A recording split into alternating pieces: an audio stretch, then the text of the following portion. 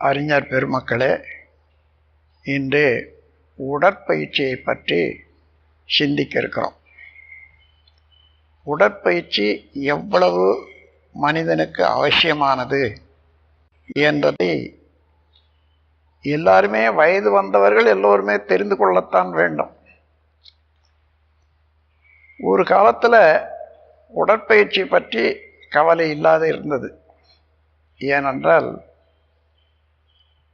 உழைப்பினால மக்கள் எல்லாருக்கும் உழைப்பினாலேயே பொருள் பெருக்கக்கூடிய ஒரு பயிற்சியும் ஒரு தேவையும் ஒரு வழக்கமும் இருந்தது. பிற்காலத்தில் தான் எல்லா பொருட்களும் விஞ்ஞான கருவிகள் கொண்டு இண்டஸ்ட்ரீஸில், அதாவது தொழிற்சாலையில் செய்கிற போது உழைப்புக்கு தேவையில்லாத போச்சு. ஆனாலும் உடலில் உள்ள உறுப்புகளெல்லாம் நல்ல முறையில் இயங்கினால்தான் உடல் நலமாக இருக்கும். ஏனென்றால் அந்த மாதிரி சமயத்தில் நாம் செயற்கையாகவே உடல் இயக்கத்துக்கு, உழைப்புக்கு பதிலாக உடல் இயக்கத்துக்கு பயிற்சி அளிக்க வேண்டியது அவசியம். இப்போது இந்த நாட்டு பண்பாட்டுப்படி பார்த்திங்கன்னா, பெண்களுக்கெல்லாம் நடனம் கற்றுக் கொடுத்தாங்க, ஆண்களுக்கெல்லாம் ஸ்போர்ட்ஸ், எல்லா விதமான விளையாட்டுகளையும் வற்புறுத்தி சொல்லி வச்சாங்க. இது ஓரளவில் மறைமுகமாக நமக்கு எல்லாருக்கும் உடற்பயிற்சி தேவை என்றதை எடுத்து காட்டுது. அதை இப்போது எல்லாருக்கும் அதே நடனமோ அல்லது மற்ற ஸ்போர்ட்ஸ் விளையாட்டுகளோ கொடுத்தா நல்லது தான். அது முடியுதான்னு பாருங்கள், முடியல. அதனால் உடற்பயிற்சி என்பது சரியான முறையில் தெரிந்து கொண்டால் ஒவ்வொருத்தரும் வீட்டிலையே அவரவர்கள் தெரிஞ்சு கொள்ளலாம். இதோடு இன்னும் ஒரு தொடர் கல்வி வரணும், அதாவது தொடர்பாக நமது கலாச்சாரம் வரணும். அது என்னன்னா, இப்போது காலையில் எழுந்தால் எல்லோரும் உடற்பயிற்சி செய்யணும். அப்பா செய்கிறாங்க, அம்மா செய்கிறாங்க, மகளும் செய்யணும், மகனும் செய்யணும் என்ற அளவில் காலையில் எழுந்த உடனே அந்த உடற்பயிற்சி செய்யணும் என்ற அவசியம் ஒவ்வொருத்தருக்கும் பழக்கத்தில் வந்துடணும். எது நன்மையோ அது பழக்கத்துக்கு கொண்டு வந்தால் தான் அது சிரமம் இல்லாத இருக்கும், சரியானபடி செய்யவும் முடியும். அது மாத்திரம் இல்லை, அதை பழக்கத்தை கொண்டு வந்து ஒரு கலாச்சார பண்பாக மாறி போனால் ஒருத்தருக்கு ஒருத்தர் செய்கிற போது வெட்கப்படவோ கூச்சப்படவோ தேவையில்லை. சிலருக்கு ஏதோ காலையிலேருந்து எக்ஸசைஸ் செய்கிறாங்கன்னா கூச்சப்படுவாங்க, அதெல்லாம் தேவையே இல்லை. அது காரணம் என்னன்னா, யாரும் செய்யாத போது ஒருத்தர் 2 பேர் செய்தால் அது காலையில் என்ன இது மாதிரி கையை காலை ஆட்டிக்கிட்டு உட்காந்துட்ருக்காங்க அப்படின்னு சொல்லுவாங்க. அதுக்காகவே வேண்டி சிலர் எக்ஸசைஸ் செய்ய மாட்டாங்க. இப்போது இந்த உடற்பயிற்சி எவ்வளோ அவசியம் என்றதை சிந்திப்போம். இந்த உடலில் எத்தனை விதமான உறுப்புகள் உள்ளன கவனித்து பாருங்கள். இவைகளெல்லாம் யார் மனிதனை செய்தது இல்லை, இயற்கையே வடிவமைத்து இதெல்லாம் செய்திருக்கிறது. அப்போ ஒவ்வொன்றும் அந்த விரிவு சுருக்க ஆற்றல் உடலில் இயங்குகிற போது அதுக்கு தகுந்தவாறு, அந்த விரிவு சுருக்க ஆற்றலுக்கு தகுந்தவாறு ஒரு அந்த இலக்கமானதோ அல்லது கெட்டியாகவோ மசில்ஸு அதை வச்சுக்கிறதுக்கு, நம்முடைய சதையை வச்சுக்கிறதுக்கு இந்த எக்ஸசைஸ் தான் தேவையாக இருக்கிறது. எந்த இடத்துல அந்த ரிலாக்ஸேஷன் இல்லையோ, அந்த தளர்ச்சியான செயல் இல்லையோ, அந்த இடத்துல இரத்த ஓட்டம், வெப்ப ஓட்டம், காற்றோட்டம், உயிரோட்டம் எல்லாமே தடைப்படும். இந்த உயிரோட்டம் தடைப்படுற போது என்ன, அது எல்லாமே தடைப்படுது. உயிரோட்டம் என்றால் இந்த உடலில், உடலில் நுண்ணிய ஒரு எனர்ஜி பார்ட்டிகள் என்று சொல்லுவோமே, சக்தி, உயிர் சக்தி, அது ஓடிக்கொண்டே இருக்கிறது எப்பொழுதும்.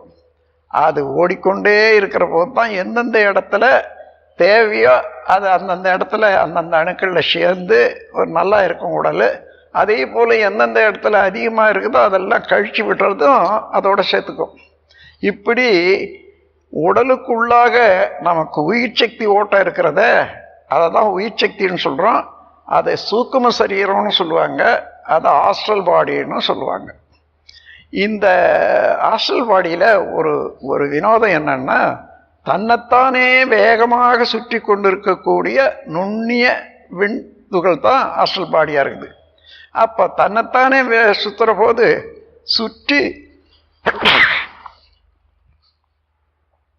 சுற்றி இருக்கக்கூடிய ஒரு அழுத்தம் இருக்கிறத, இறைவெளியின் அழுத்த ஆற்றல், அப்படி சுற்றி அதை அழுத்துற போது அந்த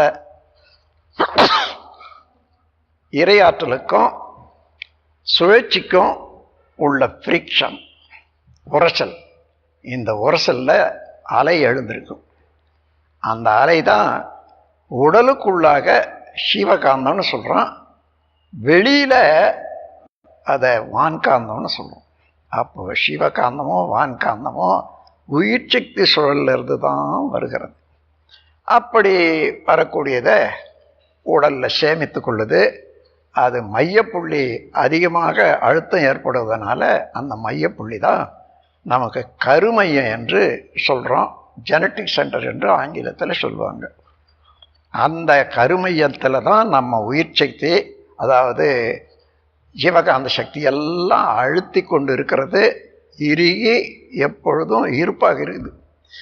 இந்த சக்தி தான் விரிந்து கொண்டு இருக்கிற போது புலன்கள் மூலமாக அழுத்தமாக, ஒளியா, ஒலியா, சுவையா, மனமாக தன்மாற்றம் பெற்றுக்கொண்டே இருக்கிறது அல்லவா.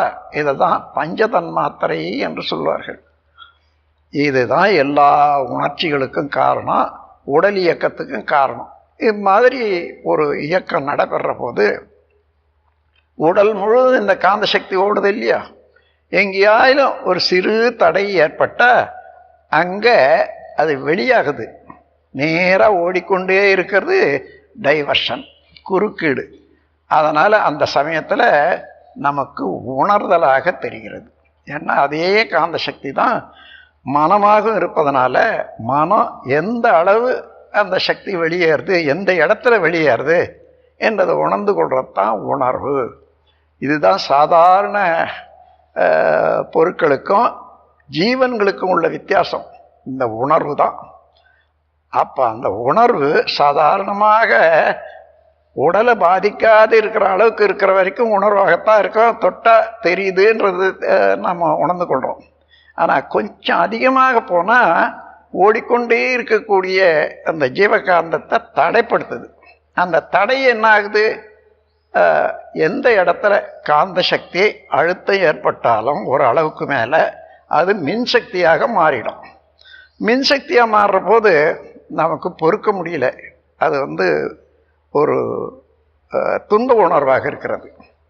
அப்போ துன்ப உணர்வு என்று உடலில் எந்த இடத்துல ஏற்பட்டாலும் நம்ம உடலில் ஓடிக்கொண்டே இருக்கக்கூடிய ஜீவகாந்த சக்தி அந்த இடத்துல தடைப்பட்டு விட்டது என்றதான் அர்த்தம்.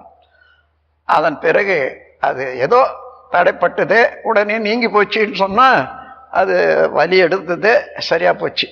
ஆனால் நீடிச்சதுன்னு வச்சுங்க, நீண்ட நேரம் அந்த தடை, அந்த நீண்ட நேரம் தடையாக இருக்குமே ஆனால் விரிந்து கொண்டே இருக்கும் அந்த தடை. அப்போ விரிந்து கொண்டே இருக்குன்னா அளவில் உடலில் பரவலாகவும் வரும், காலத்தாலேயும் நீளம். அம்மாதிரியான தடையத்தான் வியாதின்னு சொல்கிறோம். எந்தெந்த உறுப்பில் இந்த தடை ஏற்படுதோ அதுதான் வியாதி. அப்போது இந்த தடை தான் ஷார்ட் சர்க்யூட்டுன்னு ஆங்கிலத்தில் சொல்லுவாங்க, தமிழில் மின்குறுக்குன்னு சொல்கிறோம்.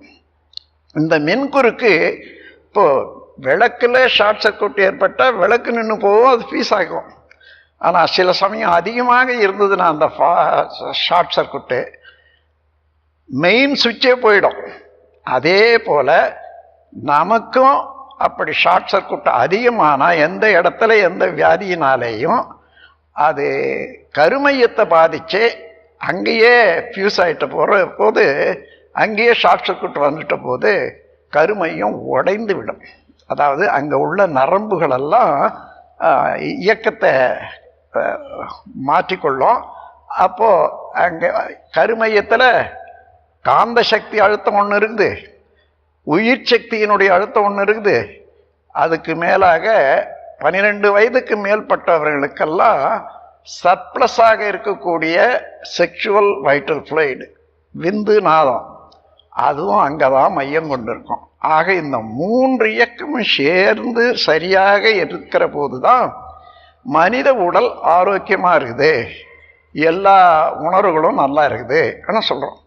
இப்போ அதுவே அந்த ஷார்ட் சர்க்யூட்டால் மின் குறுக்கால் அது உழைஞ்சி போச்சுன்னா வித்து வெளியேறிடும், ஜீவகாந்த சக்தி வெளியேறிடும், உற்பத்தியும் இருக்காது. அதுக்கு பேர் டெத், சாவுன்னு சொல்கிறோம். அப்போது உணர்வு, வலி, நோய், சாவு எல்லாமே இந்த ஜீவகாந்த ஓட்டம் சரியாக இருந்தால்தான் நல்லா இருக்கும் உடம்பு. அது எதாயிலும் கொஞ்சம் முரண்பட்டு இதானால் தடுத்ததே ஆனால் இது உடலில் நோயாகவும் வருது. இதை தெரிந்து கொண்டால் இந்த ஜீவகாந்த சக்தி ஓட்டம் தடைப்படாது இருப்பதற்கும், சிறு சிறு தடை இருந்தாலும் தானாகவே நீங்கி கொண்டு அந்த ஓடுவதற்கு ஏற்றவாறு நாம் அந்த ஜீவகாந்த சக்தியை உடலில் போதிய அளவில் வச்சுக்கணும். அதுக்கு என்ன செய்யணும்னு சொன்னால், நாம் எந்த செயல் செய்தாலும் அதனால் அந்த ஜீவகாந்த அலை பாதிக்கத்தான் படும். ஆனால் அதை நல்ல முறையில் நாம் சேமித்து வச்சுட்டு இருந்தோம்னா சக்தியை, அப்படி பாதிக்கக்கூடிய அளவில் ஏற்பட்ட எந்த தேக்கமும் உடனடியாக நிவாரணம் ஆகிடும். அப்படி நிவாரணம் ஆகிற அளவுக்கு நாம் பயிற்சியினால், உடற்பயிற்சியினால் இந்த ஜீவகாந்த சக்தியை ஓட்டத்தை சரியாக வச்சுக்கணும். அதுக்கு என்ன செய்யணும்? இரத்த ஓட்டம், வெப்ப ஓட்டம், காற்றோட்டம், இந்த 3 சரியாக இருக்கணும் நம்ம உடலில்.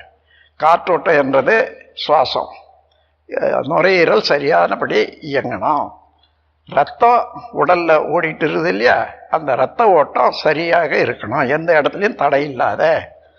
வெப்ப ஓட்டம் நமக்கு அந்த இரத்தத்தில் உள்ள ரசாயனங்கள் சரியான முறையில் இயங்கணும்னு சொன்னால் 98.6 ஒரு நம்ம உடல் சூடு அந்த அளவு இருந்தால் தான் ரத்தத்தில் உள்ள கெமிக்கல்ஸு, ரசாயனங்கள் சரியாக இருக்கும்.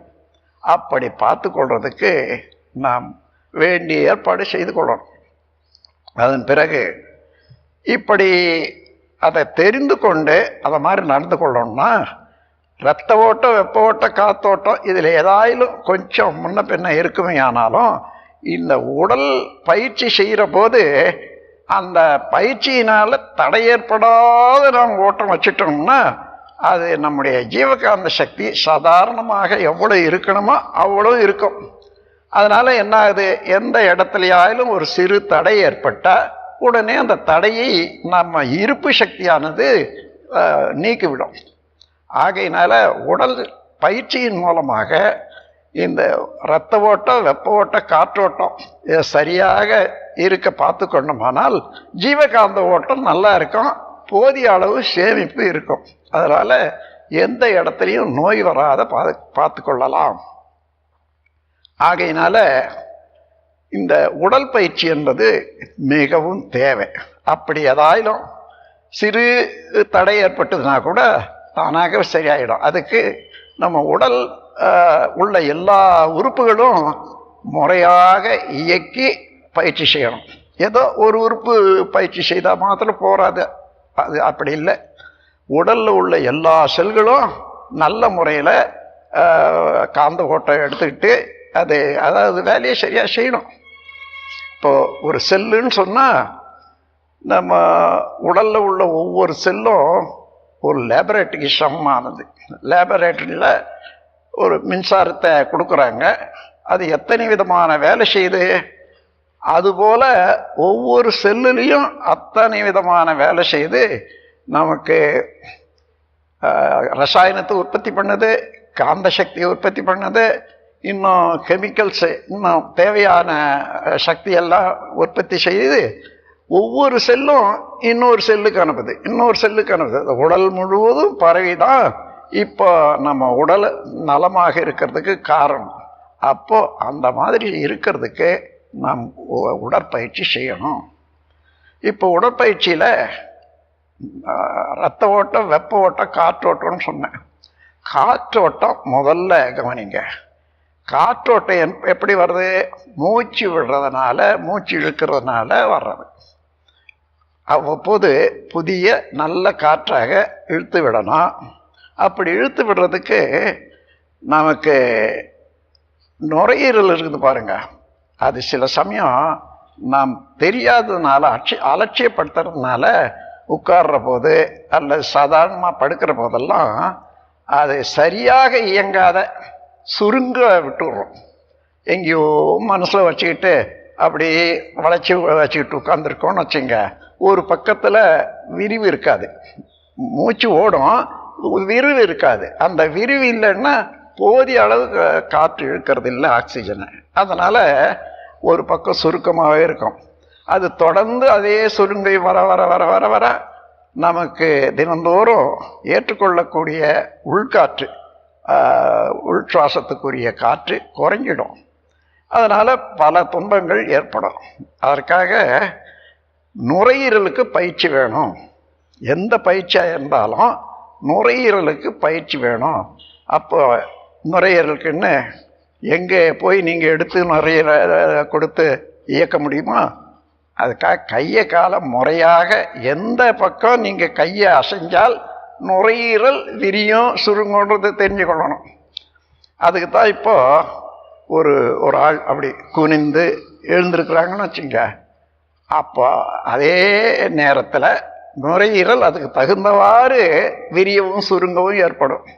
உதாரணமாக கையை நீங்கள் மேலே தூக்குறீங்க, இப்போ மூச்சு விடுறீங்க, மூச்சு விட்டு பாருங்க, மேலே, அதாவது extreme upper part of the lungs இயக்கம் வந்துடும். அதாவது கடைசியாக உள்ள மேல் பகுதி நுரையீரல் நல்லா இயங்கும். இப்படி வந்தால் அதே போல் இப்படி போட்டு செய்தால் கீழ்ப்பக்கம் நுரையீரல் நல்லா விரியும். இப்படி மாற்றி மாற்றி மாற்றி மாற்றி நுரையீரல் சரியானபடி இயங்குவது முதல்ல செய்யணும்.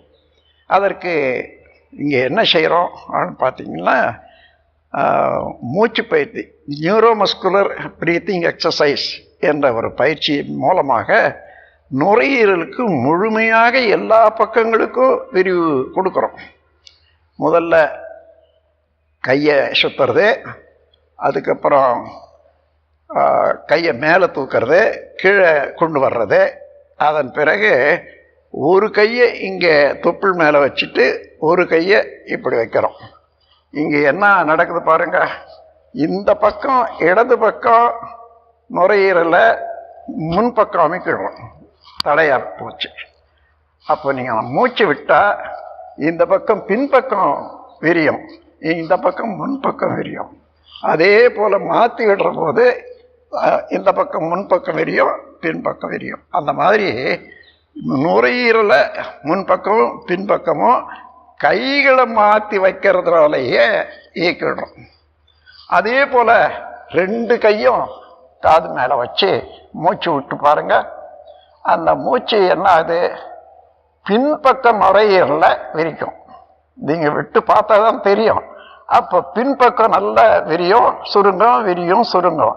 ஒரு 5 தடவை செய்தோன்னு வச்சுங்க, எவ்வளோ காலமாக சுருங்கி இருந்தாலும் அது விரிய ஆரம்பிக்கும். அப்படி தினந்தோறும் ஒரு தடவை விரிய விட்டு சுருக்க வச்சுட்டோம்னா அதுவே பயிற்சி நாள் முழுவதும் முழுமையாக நம்முடைய நுரையீரல் இயங்க ஆரம்பிக்கும்.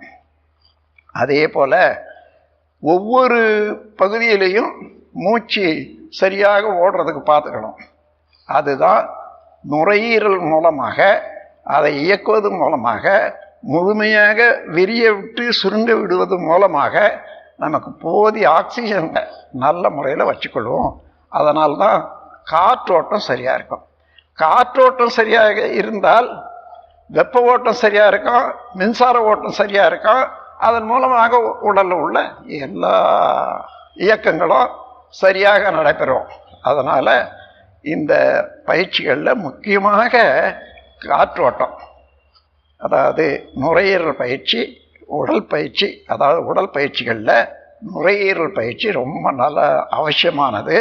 அது எல்லா பயிற்சிகள்லையும் நுரையீரல் ஒழுங்காக இயங்க செய்வாங்க. நீங்கள் சரியாக கவனிச்சிங்கன்னா அது, ஆனால் நுரையீரல் பயிற்சியும் சொல்ல மாட்டாங்க.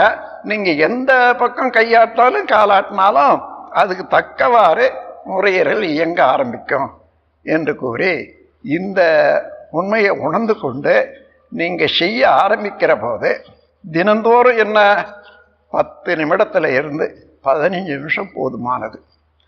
ஒரு நாளைக்கு 24 மணி நேரம் இருக்குத, இதுக்காக இந்த நுரையீரல் பயிற்சிக்காக 10-15 நிமிஷம் செலவச்சா என்ன, செலவழிச்சு தான் ஆகணும். அப்போ தான் உடல் நல்லா இருக்கும். இல்லையானா நாம் எல்லாருமே போதிய உழைப்பு எடுத்துக்கிறது இல்லை. இந்த காலத்தில் எல்லாரும் உட்கார்ந்துருக்காங்க, ஒரு வேலை செய்கிறாங்கன்னு வச்சுங்க, கிளார்க் வேலை, உட்கார்ந்துருக்காங்க, சும்மா உட்காந்து எழுதுறாங்க. எந்த அவயத்துக்கு என்ன இயக்கம் கொடுக்குறாங்க பாருங்க, ஒன்றும் இல்லை. பேசுறதோட சரி, கூச்சல் போடுறதோட சரி, வருத்தப்படுறதோட சரி, அல்லது அகம்பாக கொள்றதோட சரி. இதுதான் நம்முடைய தினசரி கிளார்க் வேலையில் இருக்கக்கூடியவங்களுக்கு ஏற்படக்கூடிய அனுபவம். அது போராது, இதையெல்லாம் ஒழுங்குபடுத்தி உடலை நல்லாவும் வச்சுக்கணும் இல்லையோ. இந்த அக்கறையோடு ஒவ்வொருவரும் இந்த உடல் பயிற்சியில் மூச்சு பயிற்சியை ரொம்ப முக்கியமாக கொள்ளுங்க, இது அவசியம் என்று கூறி இதோட இதை நிறுத்துகிறேன். அடுத்த பயிற்சி பற்றி மறுபடியும் சிந்திப்போம்.